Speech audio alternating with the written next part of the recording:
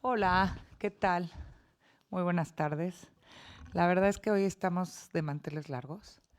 Es un gusto enorme tenerlos a todos ustedes aquí y les doy la más cordial bienvenida a la Casa de México. Y esta primera sesión de los Premios Cervantes de México, un ciclo literario con el que nuestra institución rinde homenaje a los escritores mexicanos galardonados con el reconocimiento más importante que se otorga en lengua española. Es un gusto esta tarde, Día Internacional del Libro y aniversario luctuoso de Miguel de Cervantes.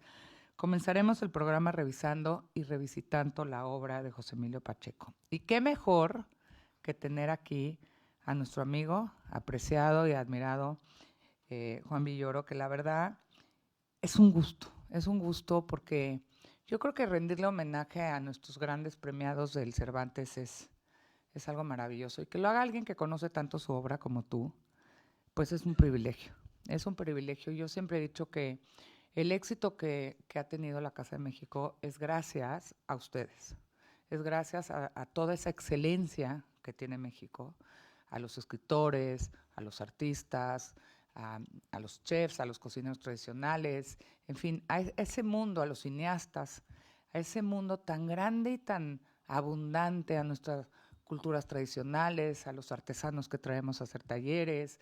Realmente ustedes, Juan, son los que hacen posible este éxito. Y es un gusto para nosotros tenerlos aquí y que podamos conocer más de cerca pues la obra de José Emilio Pacheco, ¿no? Que como ustedes saben, poeta, narrador, ensayista y traductor, pues su larga trayectoria literaria recibió el Premio Cervantes de 2009, ofreciendo el justo reconocimiento a un legado que pertenece a todos los hispanohablantes.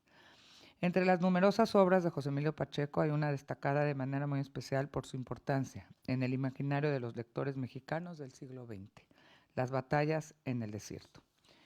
Aparecida por primera vez en el suplemento Sábado, en el diario Uno más Uno, en 1980, y posteriormente publicada como novela corta por Editorial Era en el 81, Las batallas en el desierto es un clásico ineludible de la literatura mexicana. Cultura popular, cambios tecnológicos, nuevos hábitos de consumo, desigualdad social y conflictos internacionales se abren paso en las páginas de una obra maestra donde la memoria, la nostalgia, el desencanto hacen un acto de presencia. Muchas gracias, Juan, por estar aquí. Muchas gracias por estar aquí. Y muchas gracias a ustedes porque ustedes hacen que la Casa de México sea exitosa. Y gracias, muchas gracias a José Carlos por llevar también toda tu obra. Gracias.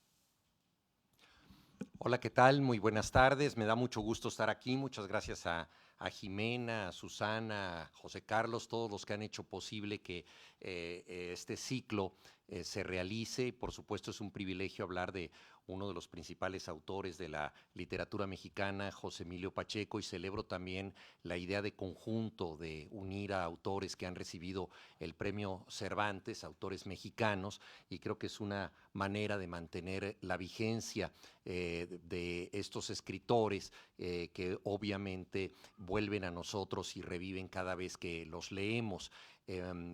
Hablaré sobre todo de la novela Las batallas en el desierto y después habrá una lectura de fragmentos de la obra que creo que es muy importante también oír al propio autor a través de sus palabras. Entonces, poner aquí en escena el libro es una manera, desde luego, de poner en valor el legado de un escritor.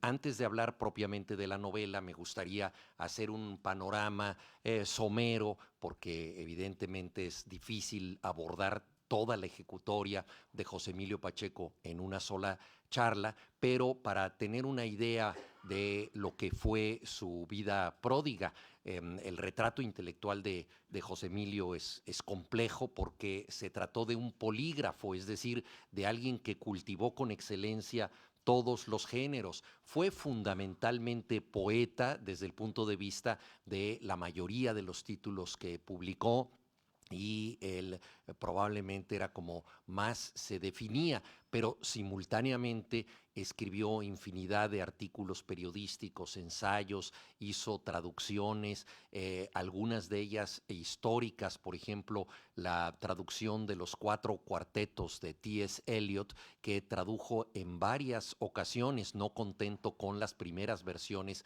que había hecho. Tradujo también de lenguas que no dominaba, pero a través de las muchas traducciones a otras lenguas pudo, por ejemplo, plasmar una muy hermosa versión del Cantar de los Cantares, uno de los pasajes más importantes de la Biblia. De modo que José Emilio Pacheco pasó de la poesía a la traducción y a la prosa periodística, ya decía yo, pero también cultivó el cuento, la novela. Hablaremos precisamente de las batallas en el desierto. Fue parcialmente autor dramático. Digo parcialmente porque en su sección Inventario, de la que hablaré a continuación, que era una columna que él publicaba primero en el periódico Excelsior y luego en la revista Proceso, él plasmó muchas veces historias que eran expresadas al modo de una obra de teatro. Por ejemplo, hacía encuentros improbables de 2 poetas mexicanos en el más allá. El fantasma de Amado Nervo se reunía con el fantasma de Ramón López Velarde y discutían y comentaban el mundo contemporáneo desde la privilegiada perspectiva de quienes se encuentran en el más allá. Y así sucesivamente presentaba distintas escenas teatrales. También hizo una adaptación para la Compañía Nacional de Teatro del Cerco de Numancia, de modo que el teatro no le fue ajeno. El guión cinematográfico le debe algunas de las principales películas mexicanas de los años 70 de Arturo Ripstein, uno de nuestros mayores directores. José Emilio Pacheco escribió El Santo Oficio y El Castillo de la Pureza, 2 películas que marcaron época en el cine mexicano de los 70s y que fueron justamente decisivas en la primera trayectoria de Arturo Ripstein como director de cine, que hasta la fecha ha sido una figura insoslayable de nuestra cinematografía. De modo que todos los géneros fueron cultivados por José Emilio Pacheco y entonces es prácticamente imposible resumir este quehacer en una charla.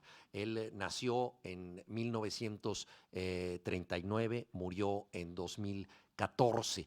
Del 39 al 14 fueron los años en donde él fue testigo de la vida mexicana, y menciono la fecha de su nacimiento porque casi podríamos pensar que José Emilio Pacheco desde el principio ya era un intelectual, porque fue un niño muy voraz como lector, y fue una persona que tuvo una tempranísima erudición.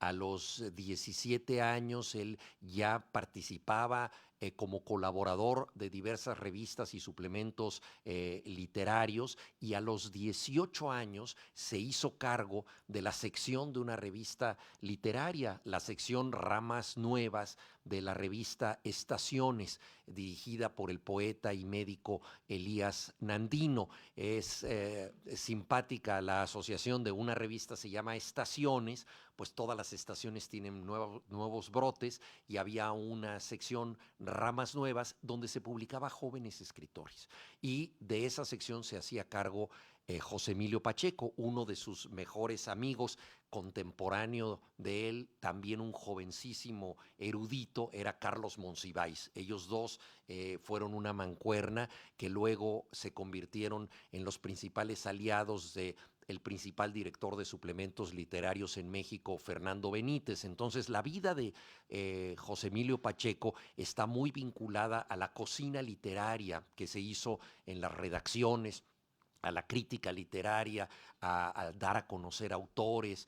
Fue un trabajo que él tuvo de principio a fin. Y esta tempranísima trayectoria fue desarrollada hasta el año de su muerte en el 2014.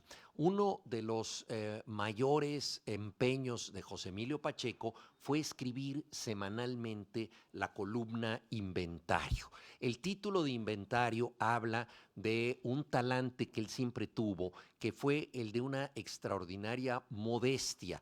Él no se consideraba alguien que estuviera haciendo grandes revelaciones en la prensa, ni se consideraba alguien que pudiera estar pontificando desde un púlpito. Simple y sencillamente se veía como alguien que levantaba un discreto inventario. Por supuesto que hay bastante de coquetería en esto y de falsa modestia, porque evidentemente alguien tan inteligente como él sabía que lo que estaba dando a conocer era importante, pero le gustaba, y era parte de su elegancia como intelectual, no presumir de estos conocimientos. El padre de José Emilio Pacheco era notario. Y bueno, los inventarios tienen que ver con los trabajos de las notarías también. Entonces él se postulaba como un simple testigo de la realidad. No firmaba con su nombre, sino con sus iniciales, JEP, también minimizando su propia importancia. Y muchas veces en esa columna se refería a sí mismo, por ejemplo, si hablaba de un autor que él había conocido, decía, este redactor conoció al autor que nos ocupa en tal circunstancia. O sea, se refería a sí mismo como este redactor, de una manera totalmente modesta. Durante 41 años, José Emilio Pacheco publicó esta columna de 1973 al año de su muerte, 2014. Es importante tenerla presente porque esta columna fue de alguna manera el laboratorio de la novela Las batallas en el desierto, porque en ella José Emilio Pacheco mezclaba la gran historia del mundo con sucesos íntimos, con sucesos privados, con temas de poesía, de literatura, etcétera. Su primera columna fue sobre el golpe de Estado de Pinochet en 1973, un tema político, pero tuvo muchas otras columnas de temas históricos, de ensayos literarios, etcétera. Entonces, tocaba temas de rabiosa actualidad, como la primera de estas columnas, el golpe de Estado en Chile, pero también, por ejemplo, le podía dedicar 4 inventarios seguidos a Francisco de Quevedo, de quien por cierto dijo que era el primer periodista en lengua castellana. Él encomiaba a Quevedo no solo como poeta, sino también como alguien que había escrito una prosa aparentemente menor, pero que estaba llamada a darnos un retrato de lo que fue la España de su época. Entonces, José Emilio Pacheco de pronto ejercía el trabajo de ensayista literario en esta columna.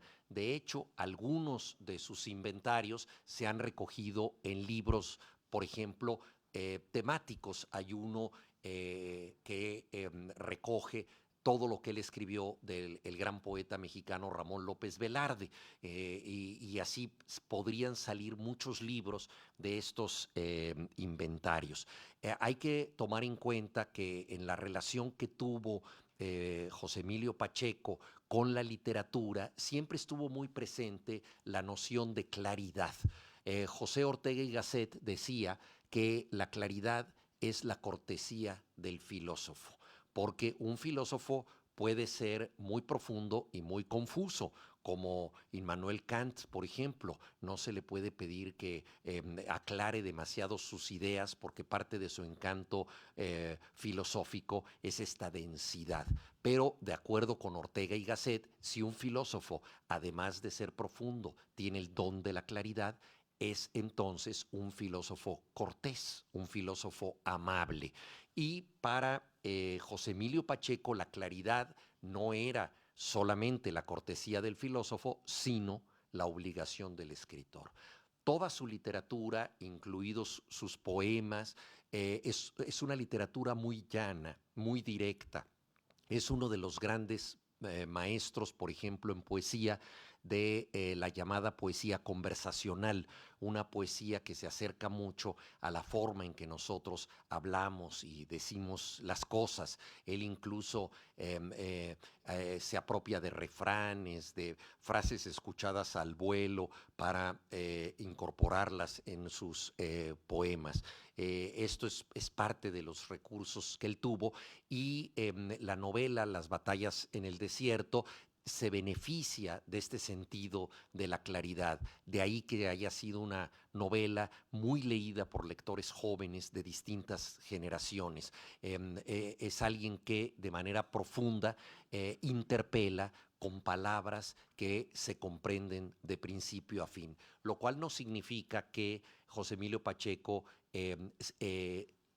sea cautivo de una sencillez que limite la profundidad de sus mensajes. No, por el contrario, uno de los grandes secretos de la claridad, tal y como la entendía José Emilio Pacheco, es que todo se comprenda y al mismo tiempo eso tenga algo enigmático. Pocas cosas son tan cautivadoras como escuchar una historia que alguien nos cuenta o leerla y que nosotros, al entender cabalmente todas y cada una de las palabras, al final nos quedemos pensando en ello y digamos, caray, pero este personaje, ¿por qué hizo esto? Podría haber hecho lo contrario.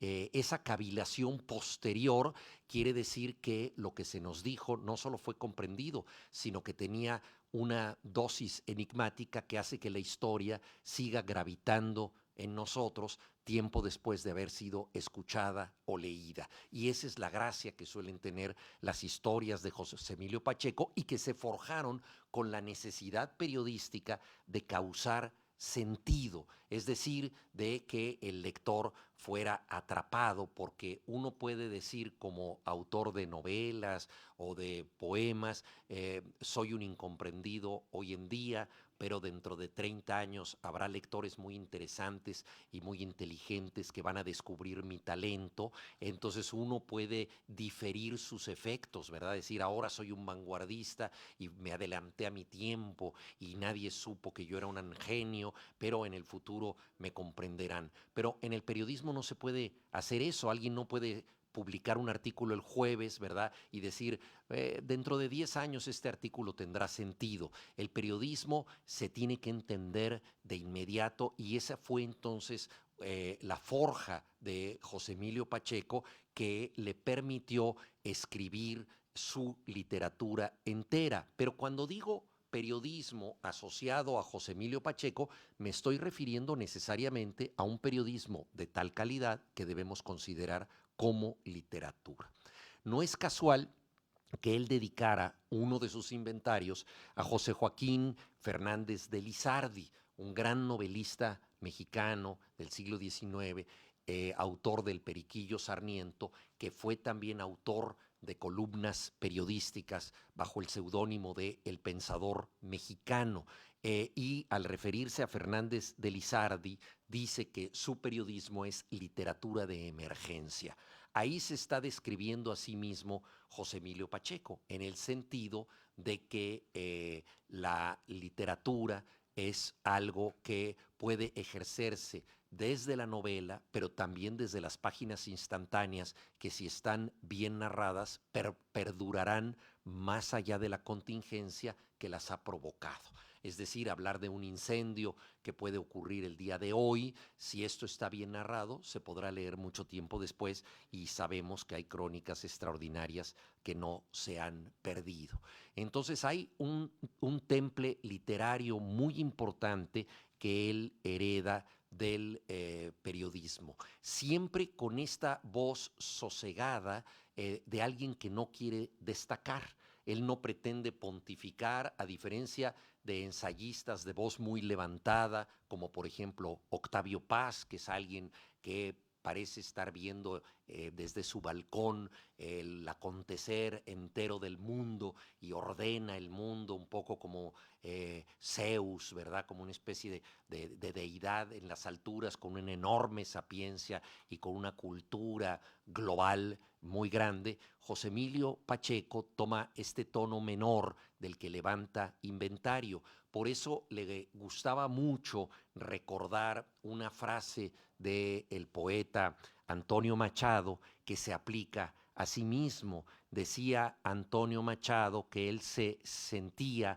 como un conversador extraviado en una asamblea de oradores. Es decir, Machado quería hablar en voz baja, en ese tono de tertulia, de la conversación, y se encontraba con gente vociferante que todos hablaban al mismo tiempo y gritoneaban y todos pretendían tener razón, mientras que él prefería dudar y darle la razón a los demás. Ese es el talante que tiene el periodismo de José Emilio Pacheco.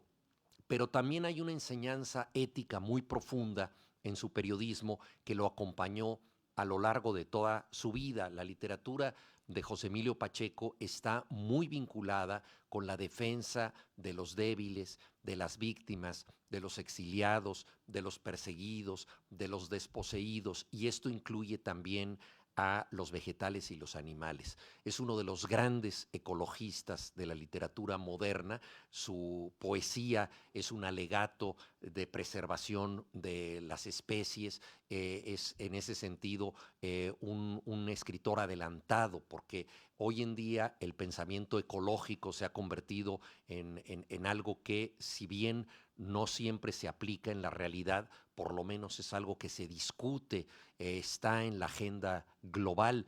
Pero cuando José Emilio Pacheco escribía sus inventarios en los años 70, esto no estaba en la agenda global y mucho menos en la poesía. En ese sentido es un adelantado de estas preocupaciones. Y en el periodismo mexicano del siglo XIX encontró José Emilio Pacheco también un afluente ético muy importante para sostener estas convicciones, porque una de las características de México es que fue fundado políticamente por escritores.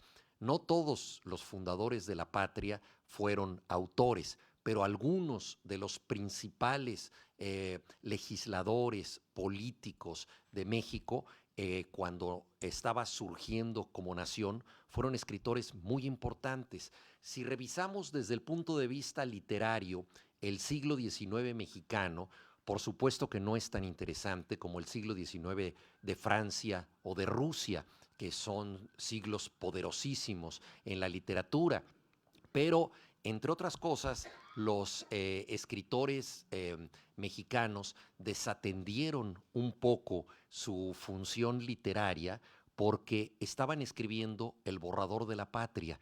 Es decir, ellos estaban en un país que nacía, escritores como Guillermo Prieto, Vicente Rivapalacio, Ignacio Ramírez, conocido como el Nigromante en sus columnas periodísticas, escribían desde los periódicos, participaban en los debates públicos, eran legisladores, convertían el Congreso en una discusión de ideas. La patria era un espacio meramente experimental, porque era un país naciente que estaba empezando y ellos tenían más o menos la edad del país que estaba empezando. Entonces se dedicaron a escribir leyes, se dedicaron a hacer iniciativas, fueron ministros muchos de ellos, administraron, por ejemplo, todos los bienes de la reforma que desamortizó los bienes del clero y fueron a dar a la nación. Todo eso pasó por las manos de Guillermo Prieto, que no se quedó con un solo peso. Fue, al decir de José Emilio Pacheco, la generación más honesta y brillante de la historia de México. Y él se identificaba mucho con ellos, que eran hombres de acción. José Emilio Pacheco no lo era, pero es muy interesante ver cómo admira a estos escritores. Algunos de ellos combatieron en la guerra, por ejemplo, Vicente Riva Palacio es el general ante el cual se rinden las tropas de Napoleón III, de la invasión francesa. Entonces fueron ellos y tuvieron todo tipo de iniciativas, algunas culturales, como por ejemplo recuperar los archivos de la Inquisición, que era algo importantísimo para conocer cómo había sido la Nueva España, o crear el Observatorio Astronómico de México, un propósito científico, pero también articular el bosque de Chapultepec como un espacio ecológico, promulgar leyes, en fin, todas estas actividades fueron ejecutadas por los políticos liberales del siglo XIX mexicano, y a ellos les rindió tributo José Emilio Pacheco de una manera tan intensiva que él tenía la idea de recoger los muchísimos inventarios que había escrito sobre este tema para crear una novela. Una novela porque incluso dedicó largas descripciones a las batallas, la batalla de Puebla, por ejemplo, donde el general Ignacio Zaragoza derrotó a uno de los ejércitos más poderosos de la tierra, que era el de Napoleón III. Entonces, él quería hacer una novela de guerra, una novela de aventuras, que también fuera una novela histórica. No la llegó a consumar porque en estos inventarios nosotros vemos algo fascinante en la historia de la literatura, que es el escritor potencial. Es decir, el escritor que no fue, pero que podría haber sido, porque hay inventarios que son de ciencia ficción. Entonces, él podría haber sido también un autor de ciencia ficción, o alguien, por ejemplo, que hace historia contrafactual, que también era una cosa que le divertía mucho, ver cómo podría haber cambiado la historia del mundo o la historia de México si algo hubiera sido diferente. Por ejemplo, ya mencioné yo a uno de sus poetas favoritos, que es el poeta pues mejor leído y más estudiado de México, que es Ramón López Velarde.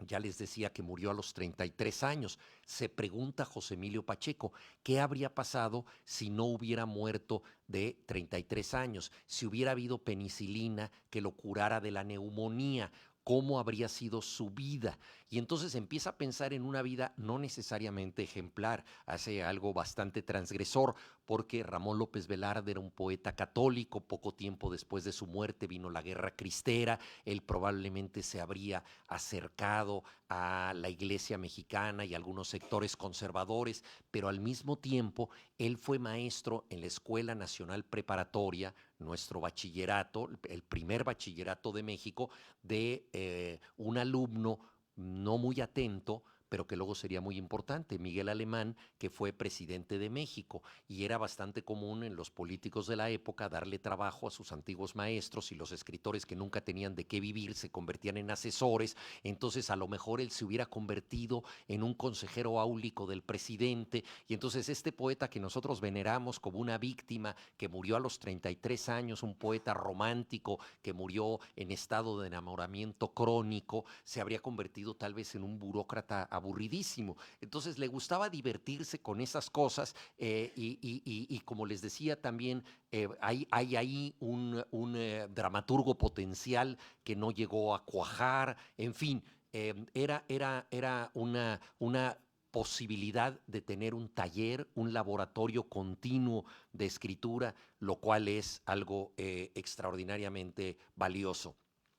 Fue muy peculiar la relación que tuvo José Emilio Pacheco con toda esta vastísima obra periodística desde el punto de vista editorial, porque él publicó en dos periódicos, bueno, en un periódico y una revista. Publicó en el periódico Excelsior, les decía yo, a partir de 1973, que fue uno de los 10 mejores periódicos del mundo en los años 70, dirigido por una de las grandes figuras del periodismo que hemos tenido en México, Julio Scherer García, un periódico que se convirtió en una oposición independiente al poder y que tuvo tanto éxito que el presidente consideró que hasta ahí debía llegar ese periódico, y orquestó el que ha sido el peor golpe a la libertad de expresión en México en 1976, 3 años después de que empezara a escribir ahí José Emilio Pacheco.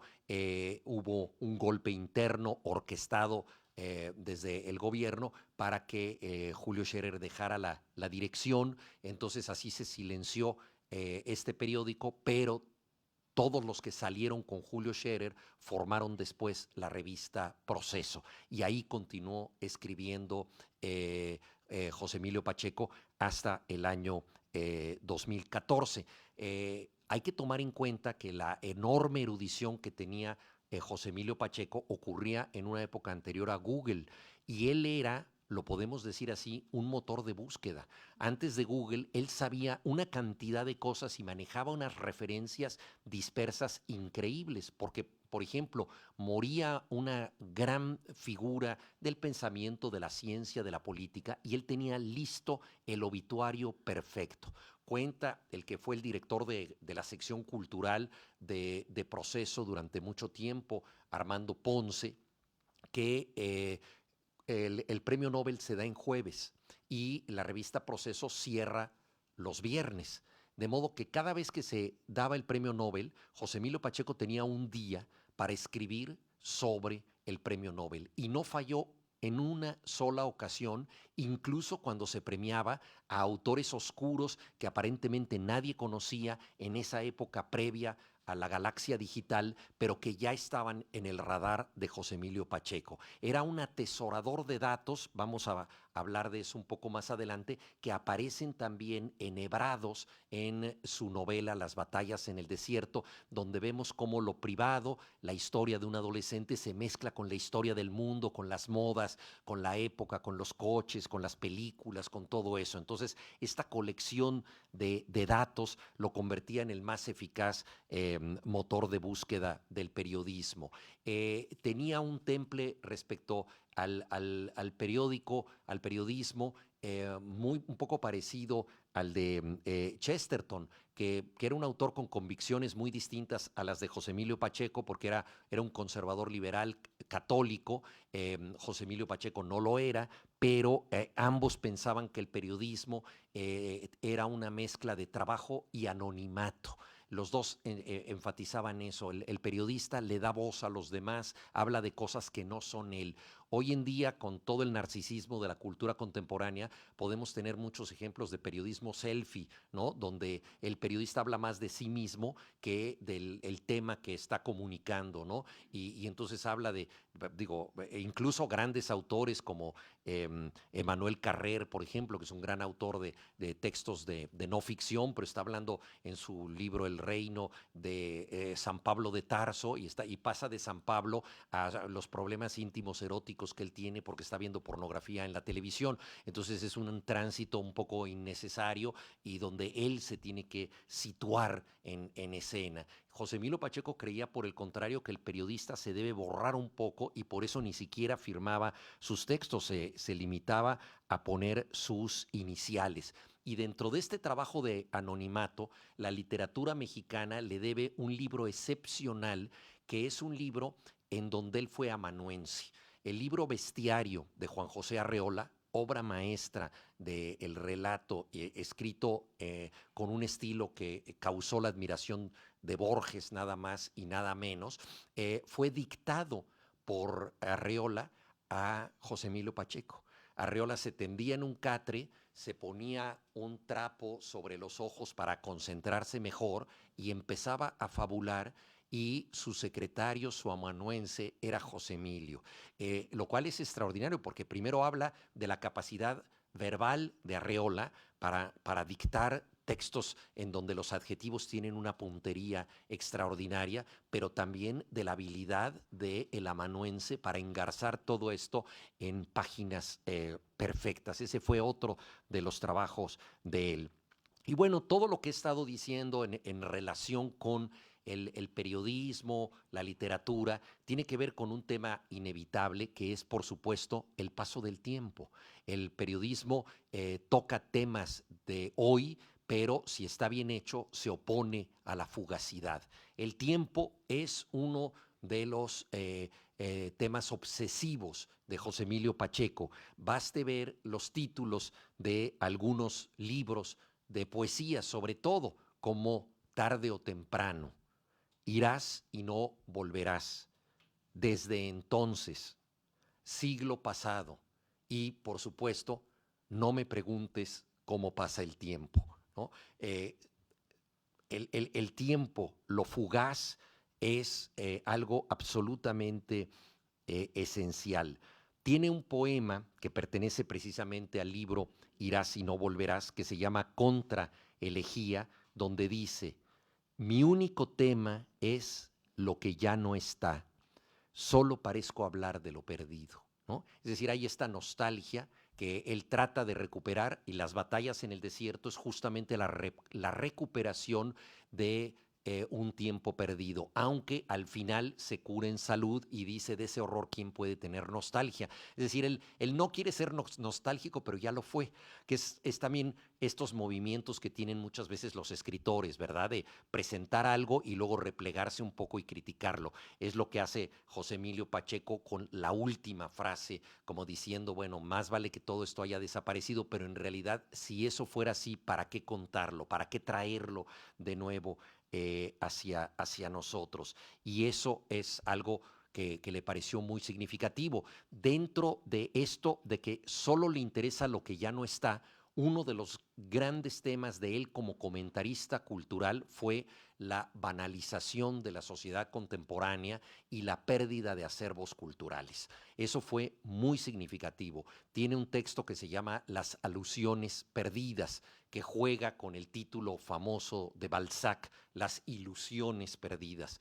En el caso de José Emilio Pacheco, esto de las alusiones perdidas se refiere a las muchas cosas que ya no sabemos. Cuando alguien dice, por ejemplo, es que tengo que hacer mi travesía del desierto, o ese fue mi camino de Damasco, son alusiones a la cultura, en este caso cristiana, ¿no? Que algunas gentes ya no conocen, lo que eran los referentes clásicos de la cultura, sobre todo forjada en la tradición cristiana y la tradición grecolatina, se ha ido desdibujando, se ha ido perdiendo bastante. Entonces él escribe un texto de resistencia tratando de decir: no podemos perder este acervo, tenemos que recuperarlo. Por eso se convierte en motor de búsqueda y va escribiendo continuamente de cosas que sucedieron antes, pero que todavía pueden tener actualidad. Es decir, desde el presente resignifica el pasado, no como un mero nostálgico, sino que sabe que el pasado le da otro contenido al presente. Y esto forma parte de toda la literatura, ¿no? Y él defiende, por ejemplo, la idea de las renovaciones estéticas, la idea de las vanguardias, pero se cuida de afirmar que solamente puedes alterar y superar lo que ya conoces. Es decir, las vanguardias tienen sentido cuando han dominado una forma previa y la superan o la cambian. No tiene sentido hacer algo nuevo por el solo hecho de ser nuevo, sino para conocer lo nuevo hay que tener un punto de comparación con lo anterior. Entonces, en ese sentido, aprecia las vanguardias, pero sobre todo las que parten hacia un futuro, pero tomando en cuenta que hubo algo anterior, ¿no? Y por momentos podemos pensar, y la última frase de las batallas en el desierto apunta en esa dirección, que José Emilio Pacheco es un catastrofista. En sus columnas y en muchos de sus poemas, cada vez que parece que no tiene algo que decir, despotrica contra el tráfico y la contaminación de la Ciudad de México. Siempre tiene algo de qué quejarse. Es alguien que ejerció el lamento como un recurso literario continuo, y en ese sentido tiene un temple apocalíptico, pero esto carecería de gracia si fuera meramente un catastrofista que nos habla de un futuro negro que carece de sentido. En el caso de José Emilio Pacheco, lo que él nos suele plantear es: las cosas están pésimo, pero vale la pena luchar para cambiarlas. Es decir, en medio del desastre, el arte tiene un sentido, la cultura debe ser defendida, los valores deben apoyarse siempre y cuando sean valores que otorguen vida y no valores que otorguen muerte. Esto es lo fundamental. Paso a la narrativa de José Emilio Pacheco. Él escribió una novela inicial que se llama Morirás lejos, y es una novela que tiene que ver, como indica su título, con el exilio. Es una novela muy influida por la Nouveau Roman, la nueva novela francesa, la novela objetivista, se desarrolla en distintos planos, desde la diáspora, la primera diáspora judía, luego la persecución nazi y el México contemporáneo. Estos tres planos de la historia se intersectan y la novela está escrita de manera fragmentaria. Es quizá desde el punto de vista estructural la novela más compleja de José Emilio Pacheco, y no volvió a utilizar este tipo de técnicas ni insistió mayor cosa en este tipo de novelas. Él fue muy amigo de Mario Vargas Llosa, con quien compartió época en Londres, y estaba muy impresionado por las grandes estructuras narrativas de Vargas Llosa, donde los tiempos se yuxtaponen, lo mismo que las personas gramaticales, esta construcción como de caleidoscopios narrativos.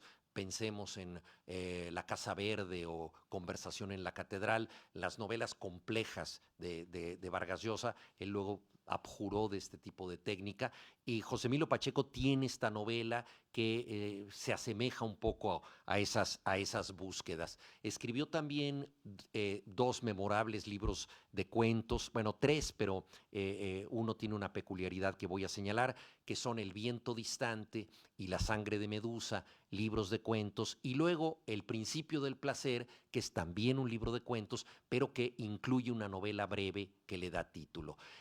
Muchos cuentos de José Emilio Pacheco y también esta novela breve, El principio del placer, tienen que ver con la adolescencia y la infancia. O sea, el punto de vista de la mirada infantil es muy importante. No la literatura para niños, sino los niños como protagonistas de la literatura adulta, que es algo insólito en la literatura mexicana, que ha sido una literatura de niños castigados o de niños ausentes, no tienen voz. Una de las etimologías de infante quiere decir precisamente sin voz, el que no está autorizado a hablar.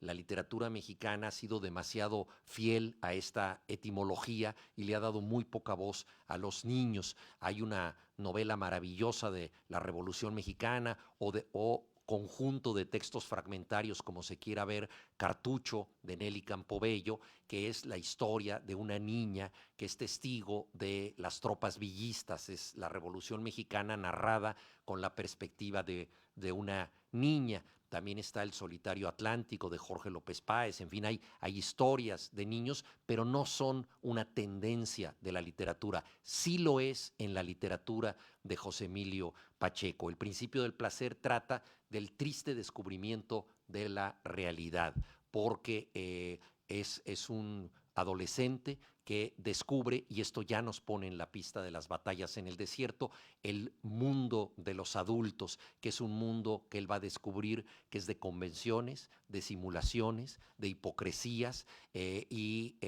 es un mundo al que él no quiere pertenecer, pero no le va a quedar más remedio que hacerlo. Él es un gran aficionado a la lucha libre.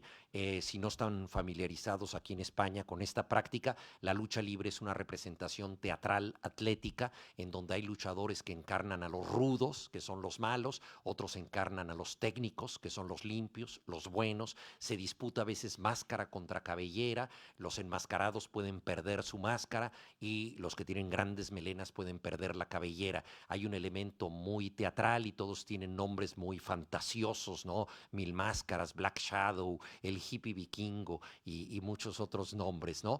Entonces, José Emilio Pacheco fue un gran aficionado, y a todo lo que se aficionaba José Emilio lo convertía en erudición. Entonces él fue, por ejemplo, la persona que descubrió en México, siendo adolescente, la identidad del principal luchador mexicano, el enmascarado de plata, el Santo. Y él fue el primero que supo que el Santo era Rodolfo Rudy Guzmán, porque se dio cuenta que Rodolfo Rudy Guzmán de pronto había dejado de actuar en el encordado del cuadrilátero y había aparecido otro luchador que tenía una técnica muy parecida, pero que estaba enmascarado. Y entonces él postuló la hipótesis de que eran el mismo, y tenía razón. O sea, la erudición de José Emilio Pacheco llegaba a esos niveles. Y El principio del placer, toda esta dramaturgia de buenos y malos es totalmente creída por el niño, que en efecto cree que hay héroes, porque además el fenómeno de los luchadores fue interesantísimo porque se expandió en el cine. El único género el único género cinematográfico creado por México es el cine de luchadores. Es todo un género que es de culto en muchísimos países, especialmente en Japón y en otros lados, y ahí los luchadores que peleaban en la Arena México aparecían en la pantalla como héroes. Una situación tan curiosa como, por ejemplo, ir a Nueva York y ver que el Hombre Araña y Batman están luchando en el Madison Square Garden, ¿no? Es decir, la gente que nosotros vemos, los superhéroes que vemos en los Spider-Man, ¿no? Y Batman, los vemos en la pantalla, están luchando en el escenario. Y la gente creía que eran efectivamente superhéroes, había toda esta mitología y por supuesto eso creían los niños. El protagonista de El principio del placer entiende eso. Recordemos que Freud hablaba del principio del placer contrapuesto al principio de la realidad. En la infancia nos dejamos llevar por las tentaciones sensuales, por lo dulce, lo que nos gusta, y aprendemos amargamente que existe el principio de la realidad, que es a lo que nos tendremos que ver obligados después, ¿no? Entonces, esta historia está todavía el muchacho en el principio del placer, cree en los luchadores y de pronto se los encuentra a los técnicos y a los rudos, los buenos y los malos, compartiendo cervezas y como compadres hablando en una tertulia, y se desmitifica todo ese mundo que él tenía, ese mundo de encanto, y dejan de ser superhéroes, se convierten en hombres que han hecho un simulacro para engañar a las personas, que es lo que suelen hacer los adultos, ¿no? Entonces es la amarga enseñanza de la realidad. Y esto, por supuesto, nos pone en la pista de Las batallas en el desierto, que trata de un niño, un niño a punto ya de ser adolescente, que se enamora de quien no le corresponde, una mujer mayor. Ahora nos puede sorprender en una mujer de 28 años, pero para el niño es una mujer muy mayor, ¿no? Y por supuesto se trata de una relación ilícita. Me recuerda esta novela, y lo mismo lo que dije del principio del placer, unos versos de José Emilio Pacheco en su libro La arena errante, que dice: en realidad no hay adultos, solo niños envejecidos, ¿no? Ahí él postula la posibilidad de que finalmente los adultos no existen, no hay que hacerles tanto caso. Y entonces José Emilio Pacheco nos lleva en Las batallas en el desierto, que oiremos inmediatamente a partir de las palabras del propio autor, a este mundo en donde hay cosas que están permitidas, pero, por ejemplo, un niño no puede confesar su amor por una mujer mayor. Y el protagonista de la novela, Carlos, se convierte en una especie de héroe sentimental, porque se atreve a decirle a la mamá de su mejor amigo, Mariana, la mamá de su amigo Jim, que está enamorado de ella.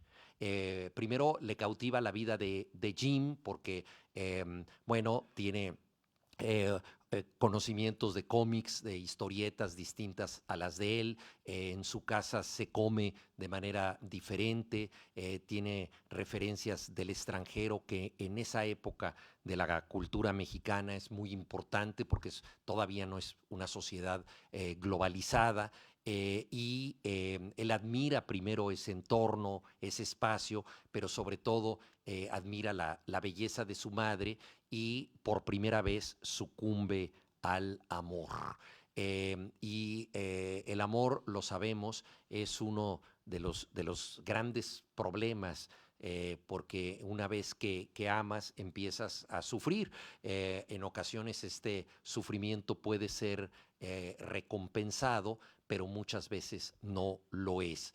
uno de los autores favoritos de José Emilio Pacheco fue Denis de Rougemont, el ensayista suizo que escribió el libro El amor y Occidente. Se dio a la tarea de Denis de Rougemont de estudiar la génesis de la poesía amorosa en Occidente, de dónde viene y qué hilo conductor tiene.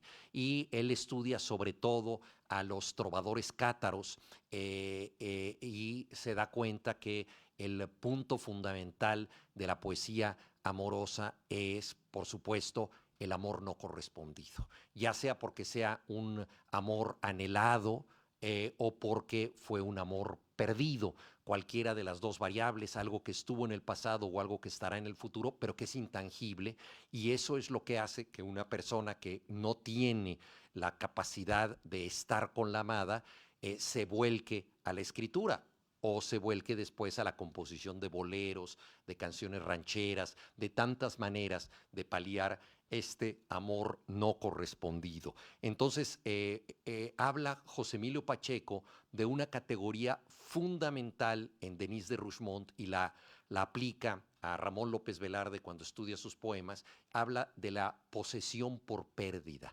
¿Qué quiere decir la posesión por pérdida? Que uno se siente dueño de lo que no se ha tenido. Y sentirte dueño de lo que no se ha tenido es ser dueño de un patrimonio intangible. O sea, eres dueño del afecto que tuviste, de la nostalgia de lo que no ocurrió, eres dueño de todas esas posibilidades, no eres dueño de ninguna realidad. Pero en cierta forma solo poseemos lo que imaginamos, más porque no se puede poseer realmente a otra persona. Uno de los grandes defectos de las relaciones amorosas es la posesividad y justamente la posesión por pérdida es el que renuncia al amor tangible, quiere tener este amor. Y es justo lo que le sucede a Carlos. Él solamente puede poseer a Mariana de manera conjetural, amándola de lejos, contigo a la distancia, como dice el bolero.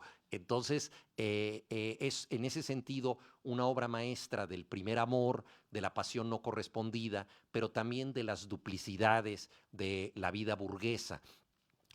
Habla de un México en donde la gente rica puede tener una segunda casa, la llamada casa chica, donde alguien como la madre de Jim puede ser la amante de una persona poderosa. Ella no tiene una relación satisfactoria y sin embargo no puede amar a Carlos, pues por la enorme diferencia de edades que tiene. La situación podría ser totalmente ridícula. Y toda la novela es una reflexión sobre la memoria. Por eso comienza con la frase emblemática, me acuerdo, no me acuerdo. Es una reflexión sobre los trabajos de la memoria y cómo la memoria también pertenece a la imaginación en la medida de que reinventamos nuestro pasado y reinventamos los recuerdos. Y al abocarse al pasado, como vimos, uno de los temas ejes rectores de José Emilio Pacheco es el paso del tiempo, obviamente ahí tenemos la manera en que se imbrica la historia con mayúscula con la historia en minúsculas. El mundo de Carlos, el mundo de las historietas que lee, los retratos que atisba en la peluquería, en la revista Bea, y al mismo tiempo el mundo de la guerra, la posguerra, el mundo moderno, las nuevas marcas de automóviles, las nuevas películas, las canciones.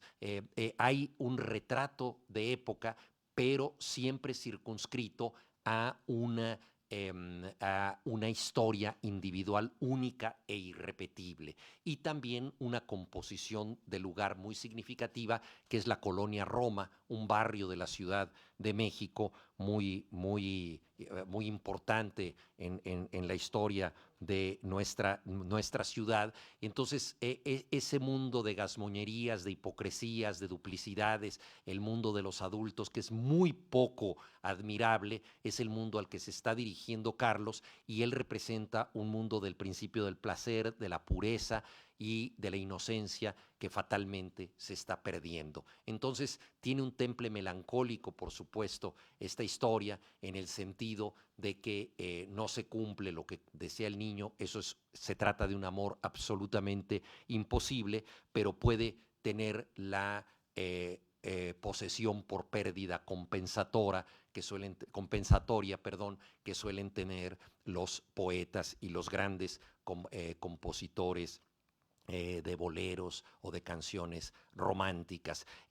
José Emilio Pacheco tuvo esta capacidad de vincular lo íntimo con lo histórico de manera singular. Por ejemplo, él trazó la historia de un carcelero que se ocupó del presidente mexicano Antonio López de Santana, que perdió la guerra con los Estados Unidos. Estados Unidos se quedó con el 55% del territorio mexicano. Ahora que se ha criticado tanto y con razón la invasión de Ucrania, no podemos olvidar que hace 150 años, un poco más, nuestro país perdió más de la mitad del territorio en manos de Estados Unidos. Y Antonio López de Santana fue parcialmente responsable de eso porque era un político tremendo que afortunadamente para México solo fue presidente 6 veces, se quedó sin una pierna, le decían el 15 uñas y organizó un funeral de Estado para su propia pierna. Entonces era un personaje folclórico y estando él en la cárcel, él tenía una hacienda en Lencero, Veracruz, y estaba acostumbrado a tomar una goma que sale de los árboles, de la corteza de los árboles. Y entonces su carcelero le dijo, ¿qué está usted masticando? Dijo, es una goma y es muy bueno masticar esta goma. ¿Y de qué se trata? ¿Me podría dar de esa goma? Se la dio. El carcelero se llamaba Adams. Fue el origen de Chiclets Adams y fue el origen de los chicles. Entonces, José Emilio Pacheco escribió la historia de los chicles, pero la vinculó con la historia de este presidente que fue 6 veces mandatario de México. O sea, nuevamente lo privado, lo íntimo y lo público, que fue algo extraordinario. Y esto aparece una y otra vez en sus historias, en su periodismo, y Las batallas en el desierto tiene que ver precisamente con este ejercicio de vincular lo doméstico con la arena pública. Concluyo porque vamos a dar paso a la narración.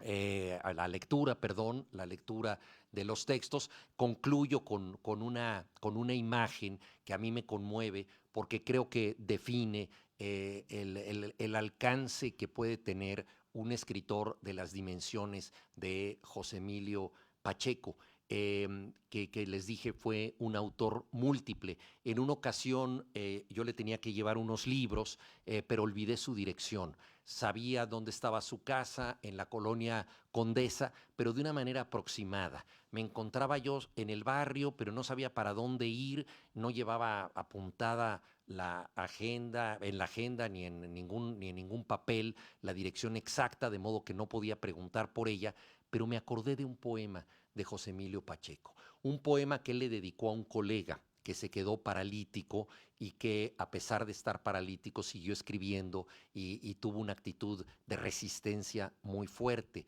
Este colega era Juan García Ponce, un escritor muy significativo de México, y entonces él lo comparaba con un árbol que estaba frente a su ventana y decía, eres como ese árbol que han talado muchas veces, y lo han talado los empleados de teléfonos porque le han puesto unas clavijas para que por ahí pasen los cables, y los enamorados han trazado corazones con sus nombres, y entonces tienes heridas de navajas de la gente que ha dejado ahí sus siglas, etcétera. Y lo describía con tal precisión que entonces yo dije, si encuentro el árbol, voy a encontrar la casa del poeta. Y efectivamente, el poema era tan eficaz que era mucho mejor que cualquier navegador que podamos tener hoy en día siguiendo simplemente una flecha mecánica. Y ahí me di cuenta que la poesía, la literatura de José Emilio Pacheco era la mejor navegación posible. Y encontré el árbol y por lo tanto la casa de el poeta. De modo que creo que no es un logro menor que podamos llegar a la meta a través de un poema. Fue lo que una y otra vez logró José Emilio Pacheco para muchas generaciones. El grupo de rock Café Tacuba convirtió la canción Mariana Mariana en un éxito inspirada en las batallas en el desierto. También fue objeto de una película con guión del gran escritor mexicano Vicente Leñero, de modo que muchos de los lectores mexicanos han encontrado una y otra vez ese mapa para que el poeta esté en su casa. Muchas gracias.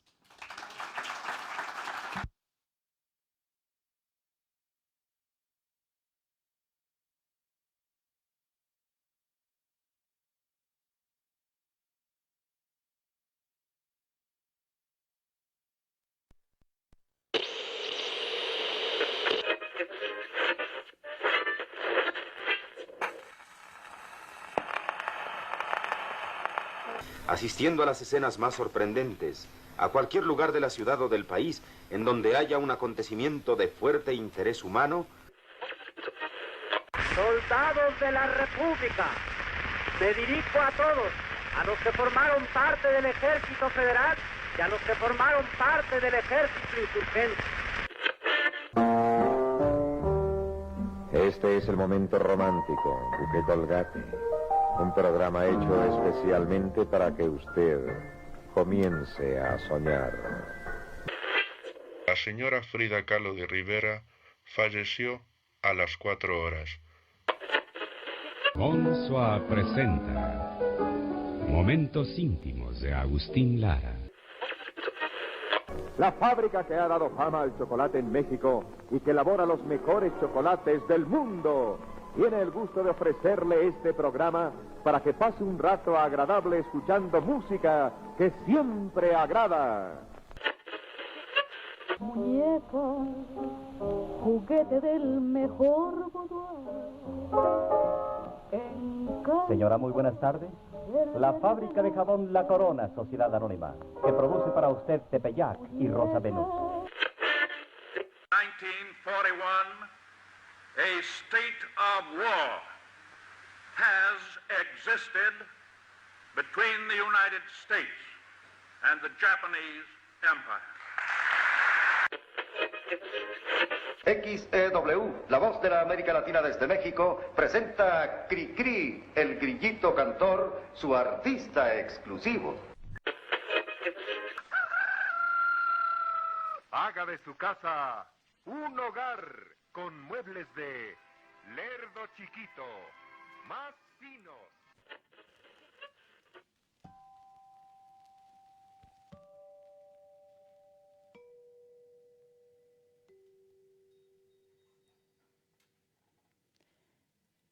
Uno, el mundo antiguo.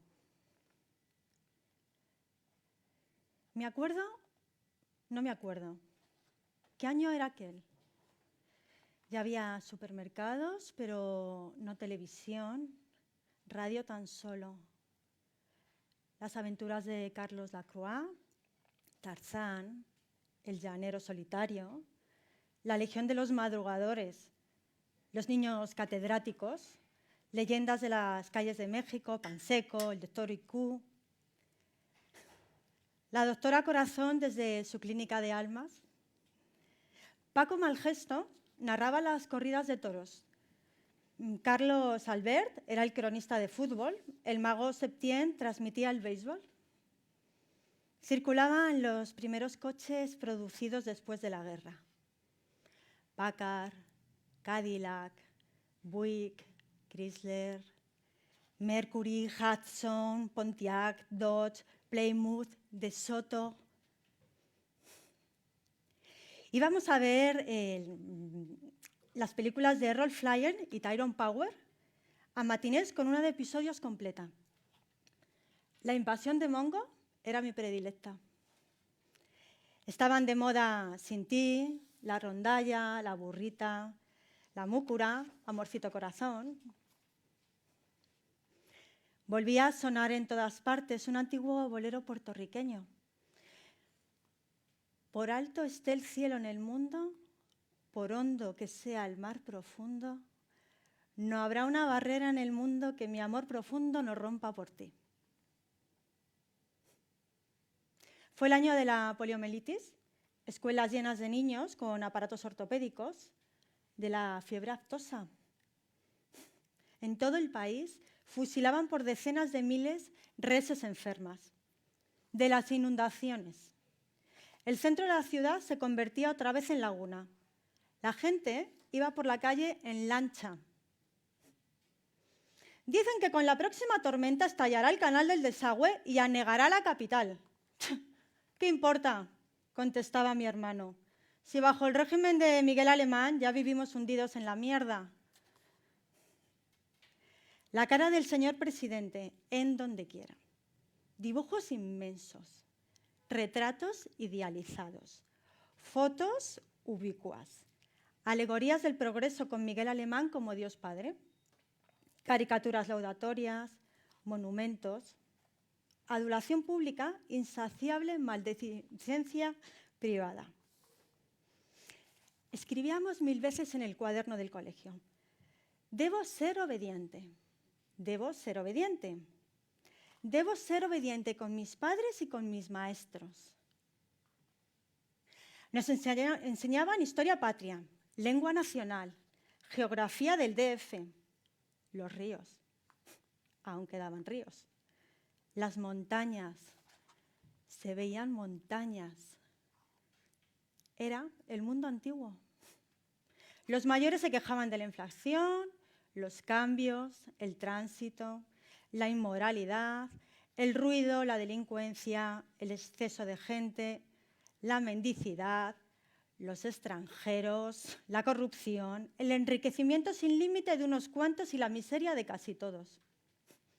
Decían los periódicos: el mundo atraviesa por un momento angustioso.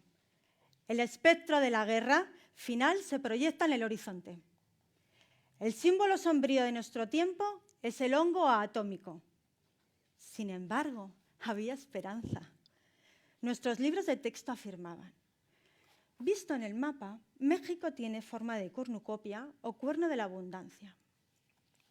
Para el impensable año 2000 se auguraba, sin especificar cómo íbamos a lograrlo, un porvenir de plenitud y bienestar universales. Ciudades limpias, sin injusticia, sin pobres, sin violencia, sin congestiones, sin basura. Para cada familia una casa ultramoderna y aerodinámica, en palabras de la época. A nadie le faltaría nada. Las máquinas harían todo el trabajo. Calles repletas de árboles y fuentes, cruzadas por vehículos sin humo, ni estruendo, ni posibilidad de colisiones. El paraíso en la tierra, la utopía al fin conquistada. Mientras tanto nos modernizábamos, incorporábamos a nuestra habla términos que primero habían sonado como pochismos en las películas de Tintán y luego insensiblemente se mexicanizaban. Thank you. Okay, Guasamara, Serap, sorry. One moment, please. Empezábamos a comer hamburguesas, pies, donas, hot dogs, malteadas, ice cream, margarina, mantequilla de cacahuete. La Coca-Cola sepultaba las aguas frescas de Jamaica, chía, limón. Los pobres seguían tomando tepache. Nuestros padres se habituaban al highball, que en principio les supo a medicina. En mi casa está prohibido el tequila, le escuché un día decir a mi tío Julián. Yo nada más sirvo whisky a mis invitados. Hay que blanquear el gusto de los mexicanos. 2. Los desastres de la guerra. En los recreos comíamos tortas de nata que no se volverán a ver jamás. Jugábamos en 2 bandos, árabes y judíos. Acababa de establecerse Israel y había guerra contra la Liga Árabe. Los niños de verdad eran árabes y judíos, y esos solo se hablaban para insultarse y pelear. Bernardo Mondragón, nuestro profesor, les decía: ustedes nacieron aquí, son tan mexicanos como sus compañeros, no hereden el odio. Después de cuanto acaba de pasar, las infinitas matanzas, los campos de exterminio, la bomba atómica, los millones y millones de muertos, el mundo de mañana, el mundo en el que ustedes serán hombres, debe ser un sitio de paz, un lugar sin crímenes y sin infamias. En las filas de atrás sonaba una risita. Mondragón nos observaba tristísimo. Se preguntaba qué iba a ser de nosotros con los años. Cuántos males y cuántas catástrofes aún estarían por delante. Hasta entonces, el Imperio Otomano perduraba como la luz de una estrella muerta. Para mí, niño de la colonia Roma, árabes y judíos eran turcos. Los turcos no me resultaban extraños como Jim, que nació en San Francisco y hablaba sin acento los dos idiomas. O Toru, crecido en un campo de concentración para japoneses. O Peralta y Rosales. Ellos no pagaban colegiatura. Estaban becados. Vivían en las vecindades ruinosas de la colonia de los doctores. La calzada de la Piedad, todavía no llamada Avenida de Cuauhtémoc, y el Parque Urueta formaban la línea divisoria entre Roma y Doctores. Romita era un pueblo aparte. Allí acecha el hombre del costal, el gran robachicos. Si vas a Romita, niño, te secuestran, te sacan los ojos, te cortan las manos y la lengua, te ponen a pedir caridad y el hombre del costal se queda con todo. De día es un mendigo, de noche un millonario elegantísimo gracias a la explotación de sus víctimas. El miedo de estar cerca de Romita. El miedo de pasar en tranvía por el puente de Avenida Coyoacán. Solo rieles y durmientes. Abajo, el río sucio de la Piedad, que a veces con las lluvias se desborda. Antes de la guerra en el Medio Oriente, el principal deporte de nuestra clase consistía en molestar a Toru. Chino-japonés, come caca y no me des. ¡Ajá! ¡Toru! ¿Enviste? Voy a clavarte un par de banderillas. Nunca me sumé a las burlas. Pensaba en lo que sentiría yo, único mexicano, en una escuela de Tokio. Y lo que sufriría Toru con aquellas películas en que los japoneses eran representados como simios gesticulantes y morían por millones. Toru, el mejor del grupo, sobresaliente en todas las materias. Sabía Hyatsu. Una vez se cansó y por poco hace pedazos a Domínguez. Le obligó a pedirle perdón de rodillas. Nadie volvió a meterse con Toru. Hoy dirige una industria japonesa con 4.000 esclavos mexicanos. ¡Soy del Ergún! ¡Te mato!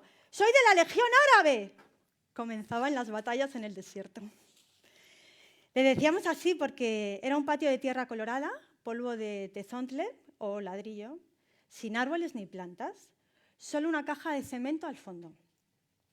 Ocultaba un pasadizo hecho en tiempos de la persecución religiosa para llegar a la casa de la esquina y huir por la otra calle. Considerábamos el subterráneo un vestigio de épocas prehistóricas.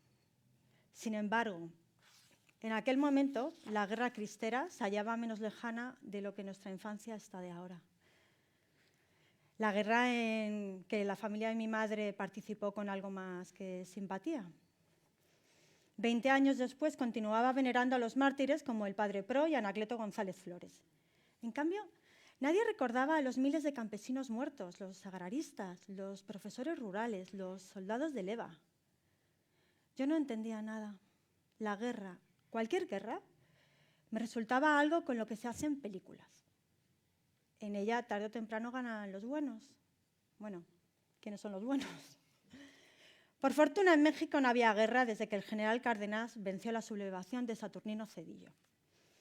Mis padres no podían creerlo, porque su niñez, adolescencia y juventud pasaron sobre un fondo continuo de batallas y fusilamientos.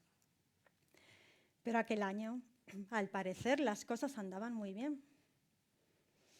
A cada rato suspendían las clases para llevarnos a la inauguración de carreteras, de avenidas, presas, parques deportivos, hospitales, ministerios, edificios inmensos. Por regla general, eran nada más un montón de piedras. el presidente inauguraba enormes monumentos inconclusos a sí mismo. Horas y horas bajo el sol sin movernos ni tomar agua. Rosales, trae limones, son muy buenos para la sed. Pásate uno. Esperando la llegada de Miguel Alemán. Joven, sonriente, simpático, brillante. Saludando a bordo de un camión de redilas con su comitiva. Aplausos, confetis, serpentinas, flores, muchachas, soldados todavía con sus cascos franceses, pistoleros, aún nadie los llamaba guaruras. La eterna viejecita que rompe la valla militar y es fotografiada cuando entrega al señor presidente un ramo de rosas. Había tenido varios amigos, pero ninguno les cayó bien a mis padres. Jorge, por ser hijo de un general que combatió a los cristeros. Arturo, por venir de una pareja divorciada y estar a cargo de una tía que cobraba por echar las cartas. Alberto, porque su madre viuda trabajaba en una agencia de viajes y una mujer decente no debía salir de su casa. Aquel año yo era amigo de Jim. En las inauguraciones, que ya formaban parte natural de la vida, Jim decía: hoy va a venir mi papá. Y luego: ¿lo ven? Es el de la corbata azul marina. Allí está, junto al presidente alemán. Pero, a ver, nadie podía distinguirlo entre las cabecitas bien peinadas con linaza o glostora. Eso sí, a menudo se publicaban sus fotos. Jim cargaba los recortes en su mochila. ¿Ya has visto a mi papá en el Excelsior? Qué raro. No se parecen en nada. Bueno, dicen que salía mi mamá. Voy a parecerme a él cuando crezca. 3. Ali Baba y los 40 ladrones. Era extraño que, si su padre tenía un puesto tan importante en el gobierno y una influencia decisiva en los negocios, Jim estudiara en un colegio de medio pelo propio para quienes vivíamos en la misma colonia Roma, venida a menos, pero no para el hijo del poderosísimo amigo íntimo y compañero de banca de Miguel Alemán, el ganador de millones y millones a cada iniciativa del presidente. Contratos por todas partes, terrenos en Acapulco, permisos de importación, constructoras, autorizaciones para establecer filiales de empresas de compañías norteamericanas, asbestos, leyes para cubrir todas las azoteas con tinacos de asbesto cancerígeno, reventa de leche en polvo hurtada a los desayunos gratuitos en las escuelas populares, falsificación de vacunas y medicinas, enormes contrabandos de oro y plata, inmensas extensiones compradas a centavos por metro, semanas antes de que se anunciara la carretera o las obras de urbanización que elevarían 10.000 veces el valor de aquel suelo. 100 millones de pesos cambiados en dólares y depositados en Suiza el día anterior a la devaluación. Pues, aún más indescifrable resultaba que Jim viviera con su madre no en una casa de Las Lomas, o cuando menos de Polanco, sino en un departamento en un tercer piso cerca de la escuela. Qué raro. No tanto, se decía en los recreos. La mamá de Jim es la querida de ese tipo. La esposa es una vieja horrible que sale mucho en sociales. Fíjate cuando haya algo para los niños pobres. Mi papá dice que primero los hacen pobres y luego les dan limosna. Y la verás retratada, espantosa, gordísima, parece guacamaya o mamut. En cambio, la mamá de Jim es muy joven, muy guapa. Algunos creen que es su hermana. Y él, Terciaba Ayala, no es hijo de ese cabrón ratero que está chingando a México, sino de un periodista gringo que se llevó a la mamá a San Francisco y nunca se casó con ella. El señor no trata muy bien al pobre de Jim. Dicen que tiene mujeres por todas partes, hasta estrellas de cine y de todo. La mamá de Jim solo es una entre muchas. «No es cierto», les contestaba yo. «No sean así. ¿Les gustaría que se hablara de sus madres en esa forma?» Nadie se atrevió a decirle estas cosas a Jim, pero él, como si adivinara la murmuración, insistía. Veo poco a mi papá porque siempre está fuera trabajando al servicio de México. Sí, ¿cómo no?, replicaba Alcaraz. Trabajando al servicio de México. Alí Baba y los 40 ladrones. Dicen en mi casa que están robando hasta lo que no hay. Todos en el gobierno de Alemán son una bola de ladrones. Ya que te compre otro suétercito con lo que nos roba. Jim se pelea y no quiere hablar con nadie. No me imagino qué pasaría si se enterase de los rumores acerca de su madre.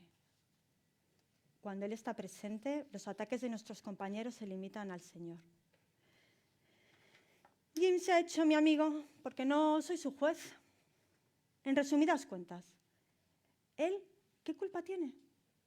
Nadie escoge cómo nace, en dónde nace, cuándo nace, de quién nace. Y ya no vamos a entrar en la guerra de los recreos. Hoy los judíos tomaron Jerusalén, pero mañana será la venganza de los árabes. Los viernes, a la salida de la escuela, iba con Jim al Roma, el Royal, el Balmoral, cines que ya no existen. Películas de Lacey o Elizabeth Taylor de adolescente. Y nuestro predilecto, programa triple visto 1000 veces. Frankenstein, el hombre lobo, Drácula. O programa doble, Aventuras en Birmania y Dios es mi copiloto.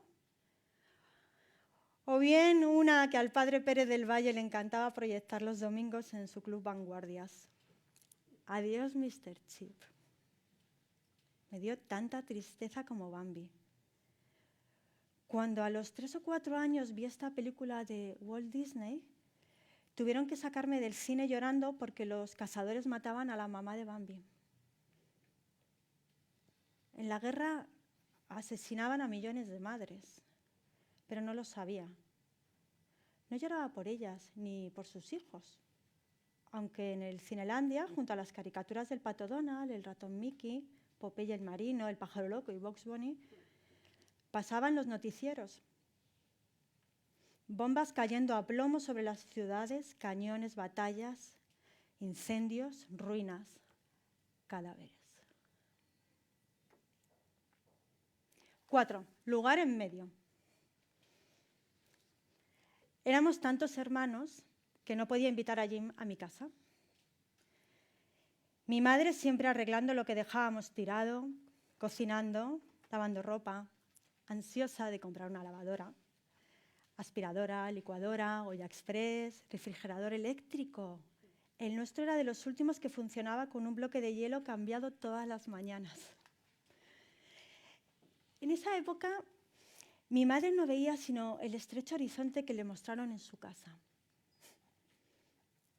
Detestaba a quienes no eran de Jalisco, juzgaba a extranjeros al resto de los mexicanos y aborrecía en especial a los capitalinos. Odiaba la colonia Roma porque empezaba a desertarla las buenas familias y en aquellos años la habitaban árabes y judíos y gente del sur, campechanos, chiapanecos, tabasqueños, yucatecos. Regañaba a Héctor, que ya tenía 20 años, y en vez de asistir a la Universidad Nacional en donde estaba inscrito, pasaba las semanas en el swing club y en billares, cantinas, bordeles. Su pasión era hablar de mujeres, política y automóviles. Tanto quejarse de los militares, decía. Y ya ven cómo anda el país cuando imponen en la presidencia a un civil.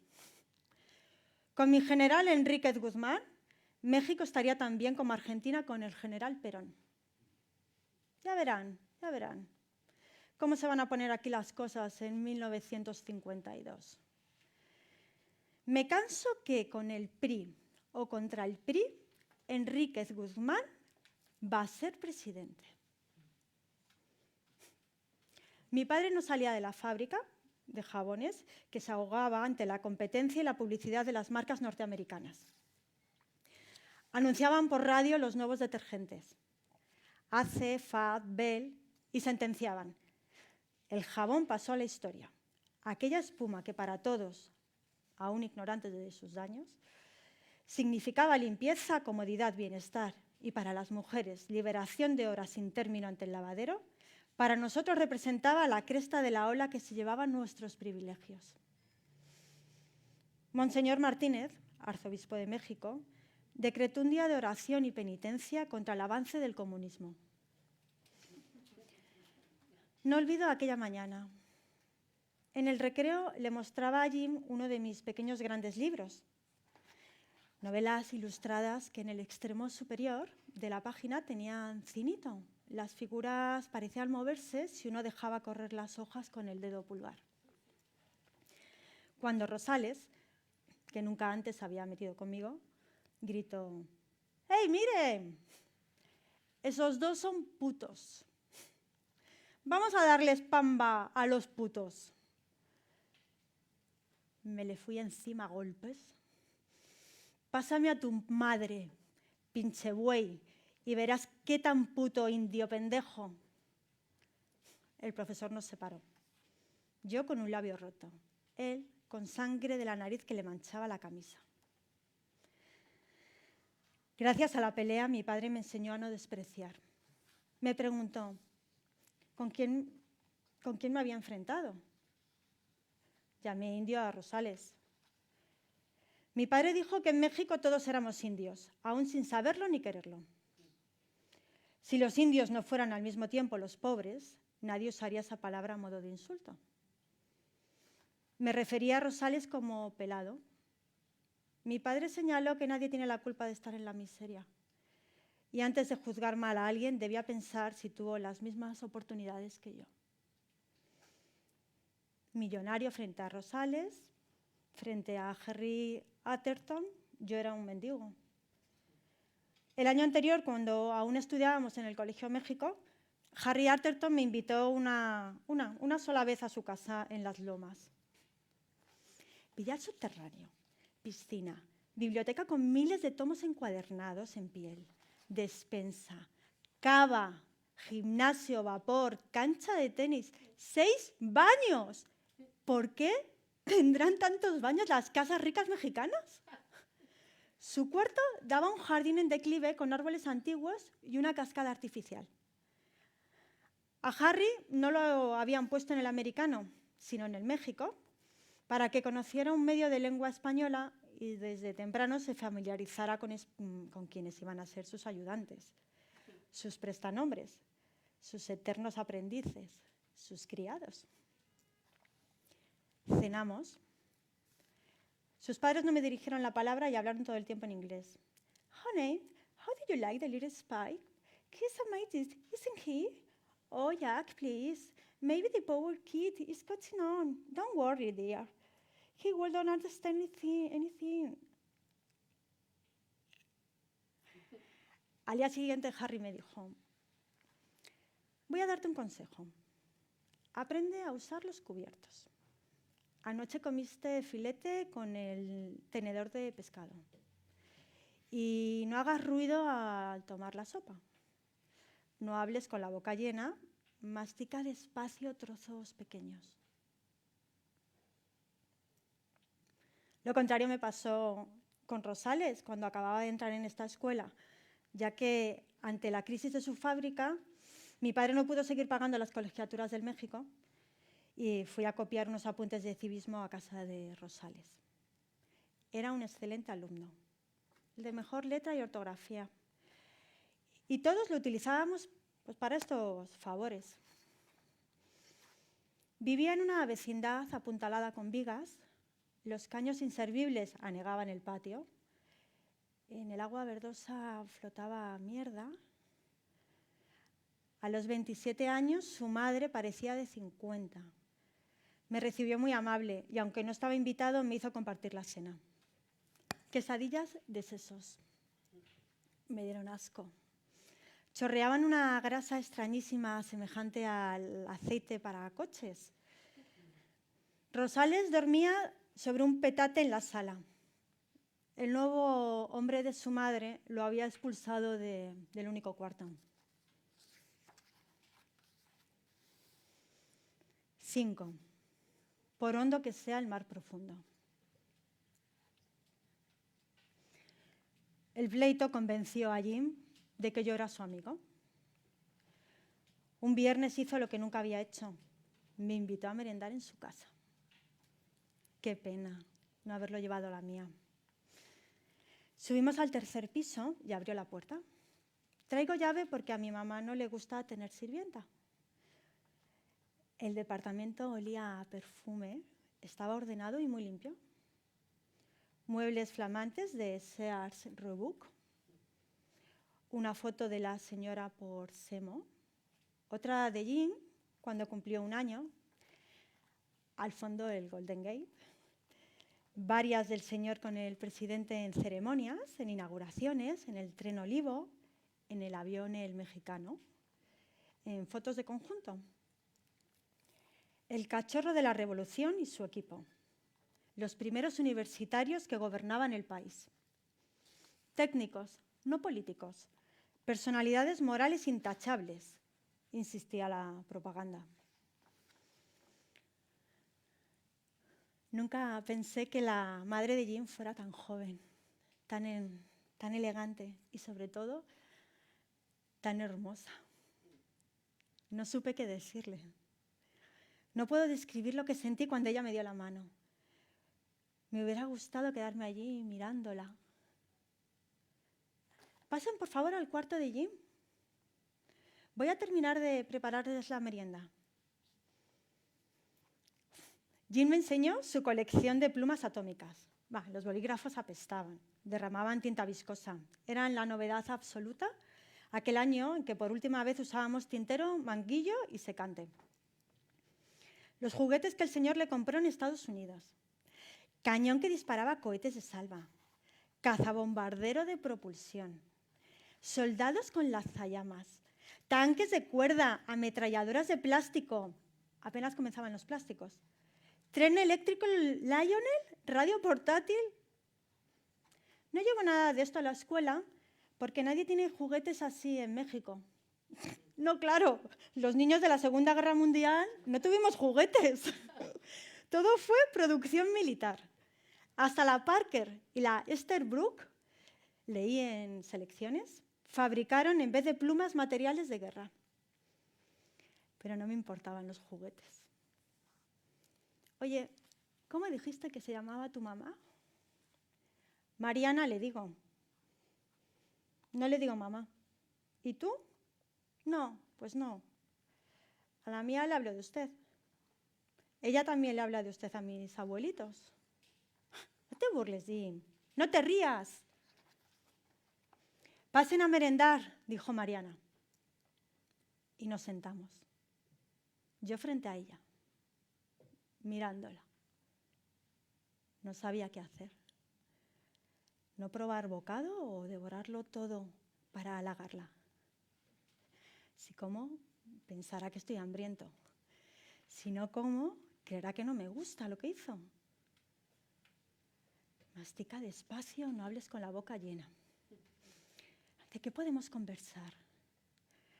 Por fortuna, Mariana rompe el silencio. ¿Qué te parecen? Les dicen flying saucers, platos voladores. Sándwiches asados en este aparato. Me encantan, señora. Nunca había comido nada tan delicioso. Pan Bimbo, jamón, queso Kraft, tocino, mantequilla, ketchup, mayonesa, mostaza. Eran todo lo contrario del pozole, la birria, las tostadas de pata, el chicharrón en salsa verde que hacía mi madre. ¿Quieres más platos voladores? Con mucho gusto te los preparo. No, 1000 gracias, señora. Están riquísimos, pero de verdad no se moleste.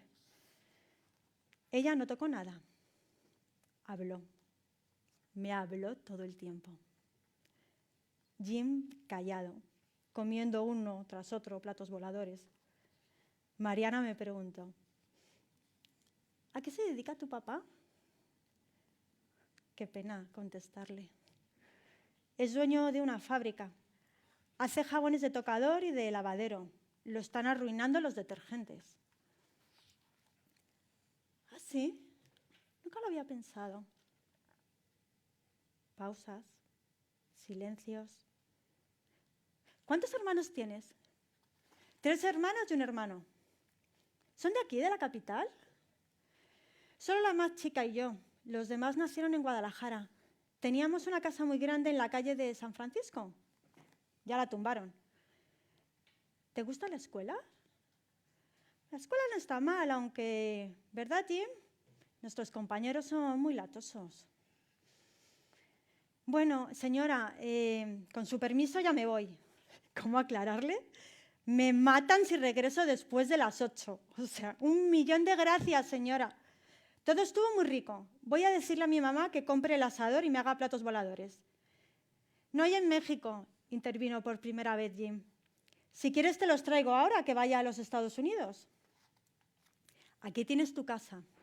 Vuelve pronto. Muchas gracias de nuevo, señora. Gracias, Jim. Nos vemos el lunes. ¿Cómo me hubiera gustado permanecer allí para siempre o cuando menos llevarme la foto de Mariana que estaba en la sala? Caminé por Tabasco, di vuelta en Córdoba para llegar a mi casa en Zacatecas. Los faroles plateados daban muy poca luz. Ciudad en penumbra, misteriosa colonia Roma de entonces. Átomo del inmenso mundo, dispuesto muchos años antes de mi nacimiento, como una escenografía para mi representación. Una sinfonola tocaba el bolero. Hasta ese momento la música había sido nada más el himno nacional, los cánticos de mayo en la iglesia, Cri-Cri, sus canciones infantiles, los caballitos, Marcha de las Letras, Negrito Sandía, el ratón vaquero, Juan Pestañas, y la melodía circular envolvente húmeda de Ravel con que la XEQ iniciaba sus transmisiones a las 6:30, cuando mi padre encendía el radio para despertarme con el estruendio de la Legión de los Madrugadores. Al escuchar el otro bolero, que nada tenía que ver con el de Ravel, me llamó la atención la letra. Por alto esté el cielo en el mundo, por hondo que sea el mar profundo. Miré la avenida Álvaro Obregón y me dije, voy a guardar intacto el recuerdo de este instante, porque todo lo que existe ahora mismo nunca volverá a ser igual. Un día lo veré como la más remota prehistoria. Voy a conservarlo entero porque hoy me enamoré de Mariana. ¿Qué va a pasar?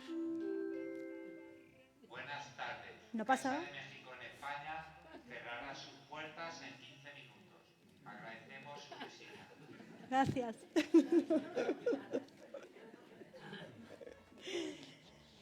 ¿Qué va a pasar? No pasará nada. Es imposible que algo suceda. ¿Qué haré? ¿Cambiarme de escuela para no ver a Jean y por tanto no ver a Mariana? ¿Buscar a una niña de mi edad? Pero a mi edad nadie puede buscar a ninguna niña. Lo único que puedo es enamorarme en secreto, en silencio, como yo de Mariana. Enamorarse sabiendo que todo está perdido y no hay ninguna esperanza. Hondo que es el mar profundo, no habrá nada real en el mundo. Gracias. El amor profundo no rompa por ti.